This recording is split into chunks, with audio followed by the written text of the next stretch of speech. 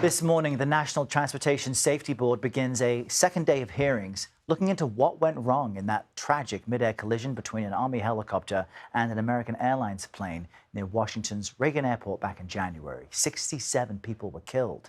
Our Kris Van Cleave joins us now with details on what's being discovered. Kris, good morning.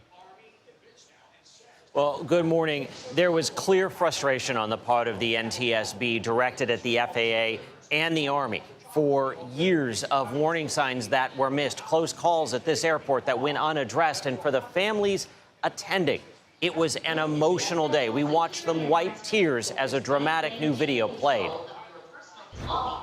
Our clearest view yet of the tragedy over the Potomac marked the start of the NTSB's three-day investigative hearing into January's midair collision. Every sign was there that there was a safety risk. Are you kidding me? 67 people are dead. How do you explain that? For the families in attendance, it was an emotional event. Talk to me about just how this loss has impacted you and your families. I mean, so many ways. It's just a void. It's a void in our lives. We are living a nightmare, truly.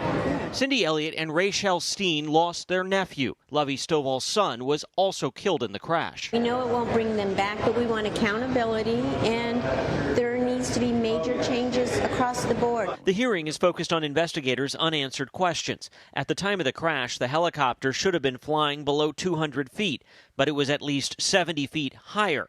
Investigators are focused on potentially inaccurate altitude readings from the Black Hawk they found in testing could be off by as much as 130 feet. How significant is 100 feet in this case?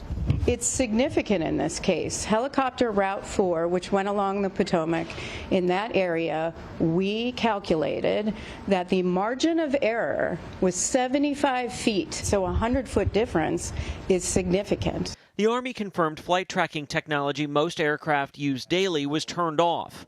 Legislation introduced this week would require that to change. Make no mistake, there cannot be a double standard in aviation safety. Newly released transcripts from the airplane's cockpit voice recorder show the pilots received an automated verbal warning about traffic in their vicinity approximately 20 seconds before the collision.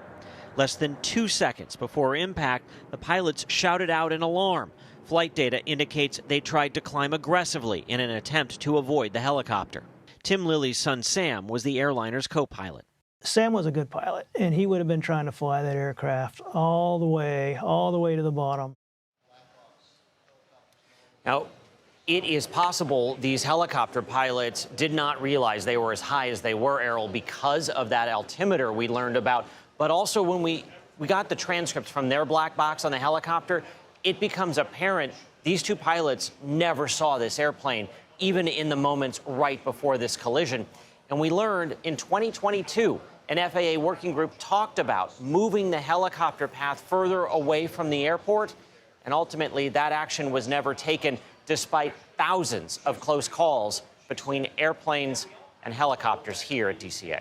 What's remarkable from all this, Kris, is it appears that this was completely avoidable, and the NTSB had recommendations on the books, I think, for decades as part of your reporting. What can we expect to hear during today's hearing, then?